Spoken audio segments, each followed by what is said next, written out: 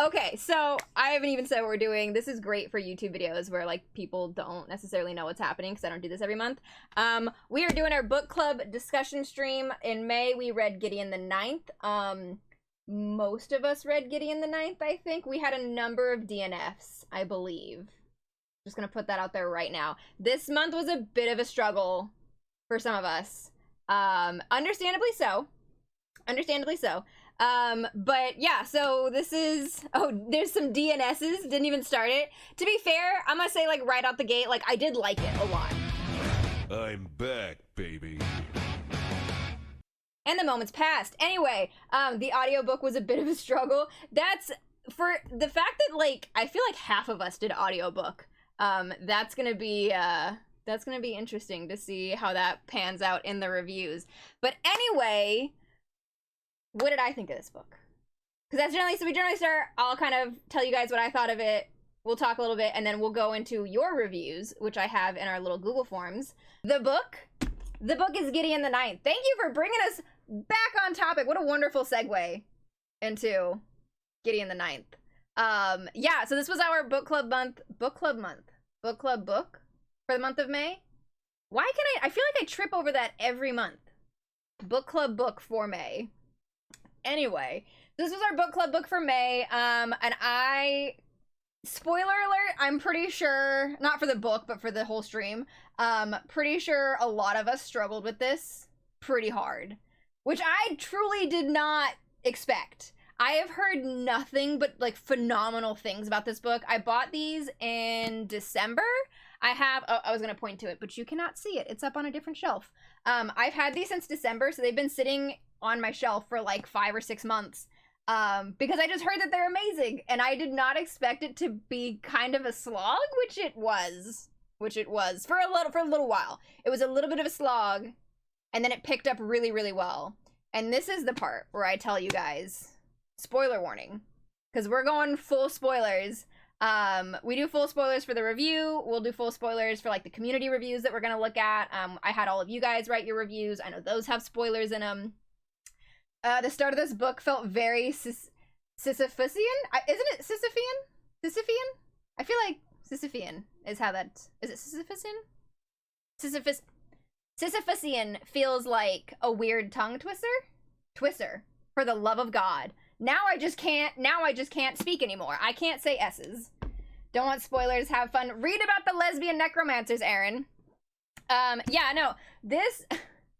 So, like, going in, I did not expect it to be a struggle. This took me 10 days to read, which is a very long time for me. I did not expect this to be a slog to get through. I heard really, really good things about it. I'd never heard a single complaint about it, but it took me a long time. To be fair, I say 10 days. It really took me about 8 because I had to take a pause in the middle of that to read The Long Way to a Small Angry Planet, which was for a podcast that I did.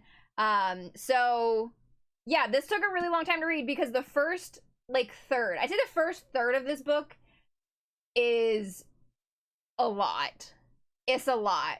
I think the first 80 to 90 pages is just straight info dump, and not in a great way. Like, not in an easily accessible way. However, that said, I think the info dump kind of is a little bit like, it's played off, it's balanced well, is I guess what I'm trying to say, because the dialogue is so fucking funny. Gideon's hilarious. Gideon is so funny.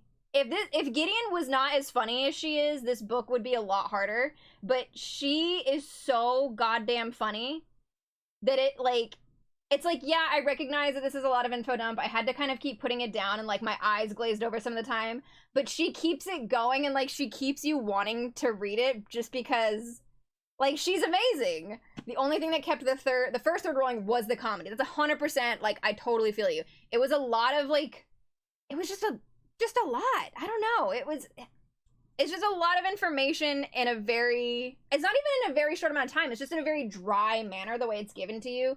You're like trying to figure out what all the words that they're saying mean, and how the houses work, and what's Gideon's place in this house, and where did she come from, and then what's going on with Harrow, and what's going on with Harrow's parents. But However, once you get past that third and it really starts rolling, once, I think somebody else said this too, I want to say it might have been Parker, that they were saying once you get to them exploring, that's when it really starts to pick up. So once they start exploring the haunted house kind of thing, that's when it really starts to pick up. But yeah, until you get there, the whole time you're in the ninth, the entire time that you're meeting the new characters, good God, holy shit. It was just, I was very confused for a solid 50-ish pages.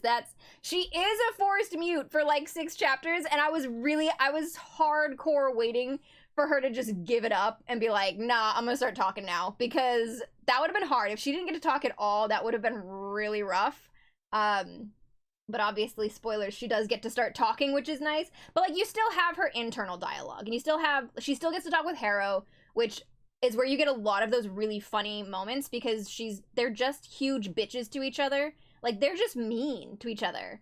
There were a lot of necromancers and cavaliers. There were a fuck ton, which is why for the regular standard print book, this page is super helpful.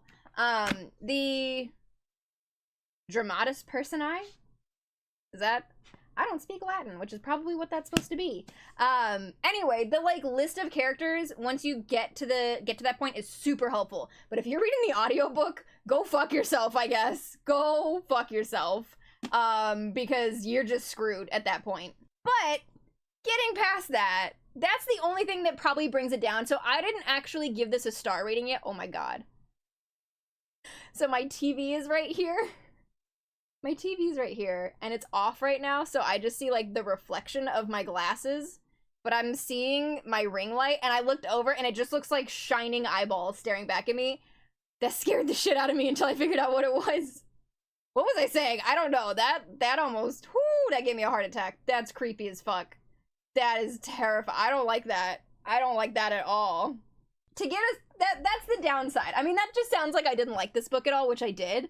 That's the downside, though. It's really kind of hard to get into. You kind of really have to push through almost the first third of the book, and then it gets really good. Once you get into, like, the trials, I am a sucker for a good, like, competition story or, like, a trials or challenges story, especially when there's magic involved. Sign me the fuck up. Like, that gets me. That shit gets me. And then you add in, like, the people start dying. We're just gonna skip to that right now. They kill everybody. They kill everybody in this book. They start dropping like flies. And, like, once they started with Magnus and his wife, and it was devastating. It was devastating. I could not, like, I knew it was happening. I knew it was going to happen. I knew something was going to happen to them, because they kept telling you another good thing about them, or like he was just a nice person. Like, everybody was shitty, but like he was always really nice. And then they were like, oh, we're gonna have this great celebration for me and my wife. It's our anniversary. Everybody's happy. We're doing great. And then they fucking killed them both. I was upset. Like, you know, and I could tell, I figured kind of what it was going to be was that that was the one thing that everybody agreed on. Everybody seemed to like Magnus and his wife, whose name I am forgetting now. Was her name Quinn? Oh, his name is Magnus Quinn. Her name was Abigail Pent. Yeah, Magnus and Abigail. I figured they were the only ones that everybody could agree that they liked, and so that would kind of like get everybody to kind of be on the same page. Like, none of us like each other, but we can all agree that it sucks that these guys died because we all liked them. And that's kind of not at all what happened. No. I think everybody kind of agreed that it was shitty, and then they still didn't work together. But yeah, once they start doing that, like, once they kick off that first murder and the book really, really gets going, it just was nonstop. Like, at that point, I was powering through it. Like, I was sucked in. I wanted to know what was gonna happen at every turn. Bro, don't get me started. Don't get me started on when the kids died. I physically walked away from my book. Like, like, it was bad enough when he turned into a fucking porcupine, just stabbed through every inch of him. And then she escapes with the other girl, and I was like, oh, they're safe. They found a good place to hide. And then they were like, okay, we're gonna hide in here for a bit. And I was like, oh, what are we doing? Oh, this is not gonna be good. And then she wakes up, and she's just I was mad. That got me. And it just kept happening. Like, every time I thought, like, okay, that's enough death. We've killed a lot of people. All right, now we're gonna keep going. She fucking killed everybody. She being the author. The author killed everybody. Everybody. Oh my god. Like, there's certain things in the book that were very predictable. Septimus being, what was her, now I'm forgetting her first name. Dulcinea. Which, again, I hope I'm pronouncing that right. I called her Dulcinea the whole time. Her being the big bad, I felt was super apparent from the beginning because they kept harking on how weak she was. Like, how powerless she was, how weak she was, how she was dying. I was like, okay, so that's gonna be like a big... Like, that's gonna be a big thing when it turns out she's the big bad. So, like, things like that were very telegraphed. They felt very predictable, but in a way that was still satisfying. Like, it was still satisfying to have her be the big bad, and even when it became in a way that you didn't expect, because it was Dulcinea, but it wasn't Dulcinea. Like, it was her, but it wasn't her, you know? So, like, you felt satisfied that the thing that you had kind of called came to pass, but it was still a bit of a twist. Yeah, there was too much emphasis on how weak she was, because it was like every single time they brought her up, it was about how weak she was and how she couldn't stand and she needed help to do this and she needed help to do that. Like, every single time she was in the picture was just a lot. Like, I was like, all right, clearly something's happening here. But, you know, at the end of it, it was still that. And then, so there was the things like that I felt were very predictable, but then there's the things like the fact that she fucking killed Gideon. They killed the titular character of the book. I didn't see that coming. Literally fucking everybody but Harrow dies. I could not have called that from the beginning of this book. Bold fucking choice. I didn't know that shit was coming. I did not know Gideon dying was coming. Because I knew there was a sequel. So I was like, oh, cool. We're not gonna, like, I know the sequel's called Harrow the Ninth, so, like, it's gonna be Harrow's book. But I still didn't think it was because Gideon's dead. Oh, I didn't know. And now I'm worried about book 2 because I know what book 3 is called, which I thought this was a duology. I thought this was a completed duology until about a week ago when I found out that there's a third book coming out next year. So now I'm worried. I don't, because I know that the third book's not called Harrow. Is everybody gonna die in there too? I don't know. It has necromancers in it though, right? But I think, do we have a body for Gideon? Do we need a body for Gideon?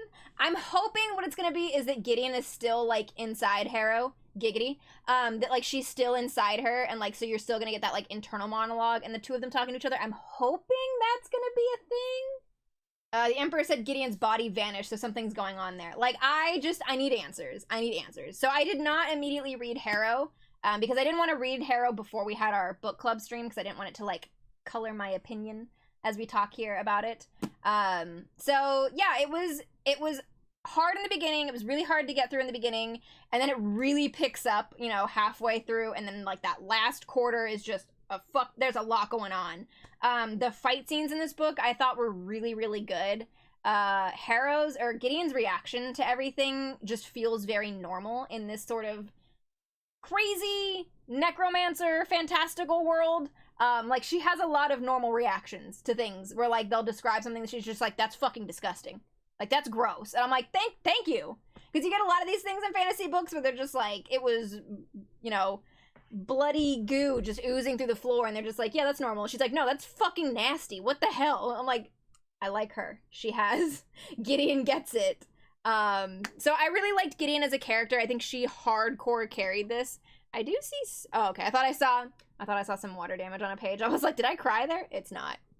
So I don't know what I would give this as a star review, because the first part was so hard to get through and the last part was so good. I don't know what to do. Like, I don't know what I would rate it. Like, if I were rating just, like, the second half of the book, it would be like a 4-star read. And I do really like the story, but that first info dump is so hard that it makes me want to lose a star. But also, this is not a 3-star book. This is not a 3-star book. A Touch of Darkness was a 3-star book, for my opinion. And this is not on the same level as A Touch of Darkness. So, all that to say, I don't know. See, it's not even a 3.5. It's not a 3-star. It's like, I feel like it's a 4-star, but because of the beginning, it's like a 3.9 star. But maybe it's a 5-star book, but because of the beginning, it's a 4-star book. I feel like I probably just give it a 4. I tend to round up anyway, especially because, like, we don't, like, like on Goodreads, like, you don't have half stars. So I feel like I tend to round up. So I'd probably give it a 4. I probably would. Curious how you'll feel after a reread. That's the other thing. This might hold up better after a reread when it doesn't, like, when I know that it gets better. That first part was just so hard to get through. Like, that first 100 to 200 pages was just so hard for me to get through. This, you know what it was like? It reminded me of These Violent Delights to an extent, because These Violent Delights took me like 12 days to read, and I could not focus on that shit for more than like 15 pages at a time. And even to this day, like, I couldn't tell you why. It's not bad. Like, it's not bad. I was just struggling. And then for this one, I can tell why, but I was still struggling. I feel like I'm comfortable giving this a 4. It's a rather low 4 just because of the first third, but the last 2/3 are so good. I feel like I'm comfortable giving this a 4. Anyway, let's see what you guys thought. Look at that! We had most people doing audiobook, which is hilarious that this is the one that everybody did audiobook for, because apparently it didn't go great. Did you finish? We had 4 DNFs. I think we've only had like, I feel like the most we've had for one of these books, for one of our book club books, has been 2. We had 4 DNFs, almost 40% DNF'd. Woo! That's rough. Okay, where did everybody DNF? About halfway through. Almost all the way through. Who DNF'd it at 75% plus? You may as well just finish it at that point. DNF, but probably will finish. Oh, you haven't finished yet? Okay, that's fair. I should add in are you going... Actually, do I have it? Are you going to finish? Ran out of time. Okay, got bored. College was hard to get it done. I ran out of time before we got to the review stream. That's fair. I hate the writing. Damn. Get wrecked. All right, what would make you pick up this book again and finish reading? I'll finish it, but nothing particularly I gravitate to. I'm still working on it. Maybe a TLDR the first few chapters. And I'll probably finish it now that I got past the slow half. Okay, so everybody's going to finish it. Or 4 of you are... Oh, no. That was only 4 DNFs, right? Yeah. So you guys are all going to finish it. Okay, so there's that. All right, where are we at? So almost everybody who finished it gave it 4 stars. I almost said 6. So majority gave it 4 stars. Majority who finished it gave it 4 stars. Couple 3s, couple 2s, and a 5. I thought it was gonna be a 1. A 5. We had 1 5-star. I'm gonna guess that's Strider. Would you reread? Yes, no, maybe. So, oh, Jeffrey gave it a 5. Okay. So, pretty split there. I feel like I would reread this in, like, a few years. Like, it's not gonna be one that I have to reread, like, immediately, but I'll reread it at some point, I'm sure. Maybe before the 3rd one comes out, I'll reread the first 2. That's probably what I'll do. Okay. How do we feel about the story? Most people gave it a 4. Couple 5s, few 5s. 1, 2, and a couple 3s. So, we're still mostly in the high ranges here. Characters! Is this just because there were too many? Is it just because there were too many characters? Because I feel like here you have the Gideons. The Gideon carried it. I really did like all of the characters, for the most part. I really liked Gideon and Harrow. I loved Dulcinea. I loved her... Cavaliers! Thank you. Cavaliers. I liked Dulcinea. I liked her Cavalier. Until we found out that he was dead the whole time. I still liked him. It was fine. I liked Magnus and Abigail. I loved the twins. Every time, so I don't know how it sounds in the audiobook, but when the twins would talk, it would be like small parenthetical with like tiny text, and they're like, no, stop saying that. You're so embarrassing. I fucking lived for that shit. They were so funny. I loved the 6th house. They were all really good. They were all really good. I thought the characters were phenomenal. Who gave the characters a 2-star? I'll fight you. Writing style. This is kind of where the split's gonna be. So mostly 4s, a 5, couple 2s, 3 1-stars for the writing style. You know what? It's gotta be that first half. It's just gotta be that first info dump. All right, tell me how you really feel. Love the book. Beside the list at the start, I'm gonna guess you were an audiobook listener. Characters all seemed like extreme caricatures of their house, which made it easier to keep them straight, but didn't feel realistic. The author might have been trying to make them the embodiment of their houses. Either way, it didn't detract my enjoyment. The descriptions were awesome. The banter was hilarious. Unfortunately, some of the big surprises were pretty obvious from the start. Overall, it was fun. We'll definitely read the next one. I feel like that's kind of where a lot of us are sounding like we all will land. The twins were the third house. The kids were the fourth. Anyway, the kids. Yeah, it drove me nuts the whole time. I confused me the whole time because there were twins and there were kids, and it got me. It got me every time. The awful teenagers and the twin. I always got it confused. The book was Never had the feeling of I have to keep reading to see what happens, so I kind of lost track of time and didn't get done. Almost did, though. The beginning was oof and blah. That's fair. The story was okay. Not terrible, but not OMG wow, I love it. Liked Gideon's cheeky attitude and snide comments, but other than that, didn't find the story so compelling. I really never cared for any character too much. With that, I don't think I'll continue the series. It just didn't pull me in. That's okay. That's okay. Okay. Fine.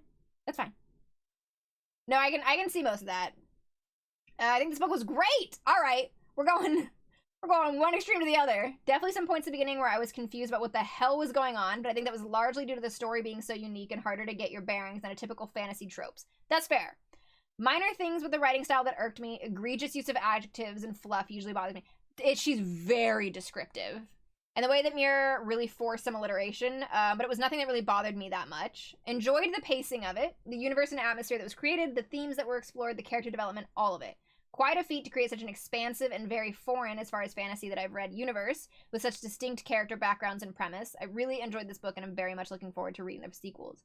I feel like one of the things that sets it apart from other fantasy is that it's very expansive, it's very different, but it's also got the sci-fi element, and like when you add in sci-fi, even though it doesn't really focus on that too much, like other than the fact that you know that they're in space, it gives it a little something. Book to me felt similar to An Absolutely Remarkable Thing, as in it was two books pushed into one. You have the story of lesbian necromancers in space, and then the encyclopedia of a bunch of religious ceremonies and traditions. A full third of this book could easily be deleted and not change the story at all. Every time they started on the whole, our God is an awesome God, he reigns on heaven and earth, I stopped listening. None of their religion mattered in the story. Maybe it does in the next one, now that we have the Emperor, okay? Okay? Out of all the characters, and for fuck's sake, there were a lot of characters, I only like Gideon. But what about Sextus and Dulcinea and the horrible teens? We love them. I didn't care about any of them, so then started dying. I was happy that there were less meaningless people I had to deal with, not to mention that all the other characters were so far up their own asses with traditions and being better than anyone that they couldn't see out of their own mouths. My God. Even the final battle I was only half paying attention to because I didn't care anymore. Plus, Gideon just offing herself to make Harrow into a lictor didn't make sense. Mainly because it was just Gideon controlling Harrow's body and fighting the big bad with her longsword. Something Gideon could have done herself. Easier, as she didn't have to control another person's body, and that was not trained to hold such a heavy weapon. Just seemed like an unneeded ultimate sacrifice. Overall, the main story was good, and I was looking forward to this book for months, but there was so much added bullshit that overall it's boring. The only redeeming aspect of this book was Gideon, and they killed her off. That was a, like, honestly, fucking bold-ass move to kill off your titular character. I still can't get over that. First, it's like somebody, a lesbian someone, read a whole bunch of Dune and played a whole bunch of Warhammer 40k and decided to do a Douglas Adams-style parody of that. And then, it suddenly turns into Agatha Christie crossed with revolutionary girl Utena. The whole Kanan House section really made me nostalgic for old text-based adventure games or the point-and-click ones like Myst. That is a phenomenally good point. That, 1000%. No, I absolutely agree with that. It was the lonely, isolated feeling coupled with the hints of a larger world that you never see, and the occasional bits of real-world mundane stuff like magazines, sunglasses, among all the swords and magic and spaceships. That's a very good point. That's very good. Where was I? That's very old-school PC adventure game stuff right there. I want to say I was right about Harrow from the very beginning, that she was good and that she and Gideon were endgame. Also, Dulcinea, called her as a villain from the second or third scene with her. I love the writing, it's so damn British. I just eat that drawing room drama shit right up, and Moira Kirk did a fantastic job in narrating the audiobook, but she never did explain the rules for climbing the aggro crag.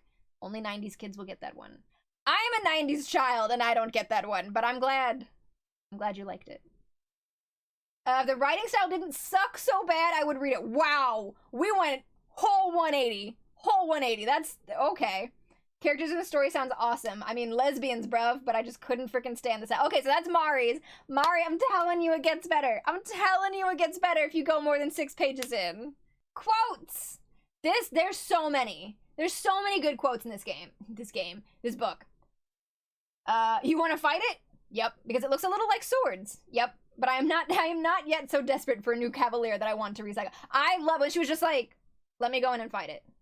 Like, let me go in and fight it. It's got arms, they look like swords, I want to go fight it. Like, that, her answer to everything being, I want to go hit it with a sword. Loved it. Why, Gideon the Ninth, you're a ginger. It took me way too long to catch on to the fact that Gideon's a ginger, despite the fact that she's on the fucking cover of the book with red hair. And it still didn't occur to me that she's a ginger. And despite the fact, where are they? I know they're here somewhere because I didn't move them. That I, in the middle of reading this, got Gideon the Ninth magnets where she's a ginger. And it still didn't occur to me that she's a ginger. It took me way too long. It was like halfway through the book before like it clicked in my brain that she's ginger. Also, look at my Gideon magnets. Why was I born so attractive? Because everyone would have throttled you within the first 5 minutes otherwise. There's so many. There's so many. Oh, you know what? This was such a boss bitch move, though. When, like, Gideon's so mad at her all the time, and she's just like, I don't even think about you. Like, you don't even occur to me. That's some boss bitch shit right there. That was, oh, that hits you. That gets you. I 1000% saved this one. Had known this would be how she went. Gangbanged to death by skeletons. What a horrible way to go. I absolutely saved that one. Where I'm going, I promise to piss Fidelity all the live long day. I have lots of fealty in me. I feeled hard. Was contingent on either the world's happiest accident or murder, and if it was murder, what if the murderer was, like, weird, which would make the subsequent marriage to Gideon pretty awkward. Maybe they could just swap friendship bracelets. She's just so funny. He had the eyes of a very beautiful person trapped in resting bitch face. Go loud! That's when you knew shit was... That fight was so... That fight was great. That was a great fight. Gideon was given a meal of pallid white meat and a bunch of leaves. She had no clue what to do with it. She ate the meat with a fork and ate the leaves one by one with her fingers. She realized partway through that it was probably a salad. I felt that deep in my soul. I felt that, I was like, if you put like 2 separate platters in front of me that was like lettuce and meat, it would not occur to me that like they're supposed to be together and be a salad. Absolutely not. I know I saved a couple. What do we have in here? I'm pretty sure I saved the gangbanged by skeletons. The only job I'd do for you would be if you wanted your ass kicked so hard the locked tomb opened and a parade came out to sing, Lo, a destructed ass. Love this book. I haven't agreed to Stone Cold Dick. Page 53. Oh, I liked Gideon, don't be sorry for the dead. I think death must be an absolute triumph from Dulcinea. Possibly my favorite. Possibly my favorite. Gideon, page 349. If my heart had a dick, you would kick it. So powerful. Such powerful words. Anyway, this book is very, very quotable. It's very funny. The writing style I really, really liked. She's just... Man, it was just funny. It was just like, there's not a lot of books that make me continuously laugh out loud. This is easily one of the funniest books I've ever read. It was just a very enjoyable time. Once you got through that heinous first third of the book, it gets so good. So many dick references for lesbian space necromancers. There was a lot. But yeah, this was an interesting one. This might be our most controversial book we've had so far. I'm trying to think, either this one or An Absolutely Remarkable Thing might have been our most, like, we all had differing opinions. So that's where we're at with that. So that was our May book club book for May. Actually, let me get out of the screen. All right. So that was our book club for May. So yesterday, we did finalize our June pick. So in June, we're reading The Night Circus. I've been wanting to read this for a while, and I know, so Strider sent me this, so thank you very much for that, since I already have it on hand. Perfect. I don't know really anything about this. So this is another one that I'm going to go into blind. Just going to jump in at some point. I want to say, let's see. So The Night Circus is going to be our June read, so we'll be back for this one. Let's tentatively say that we'll lift the spoiler ban on the 23rd. Anyway, I'm going to go find some food. Have a great rest of your night. I will see you guys tomorrow for It Takes Two with Kitty, and have a great rest of your day. Bye, everybody.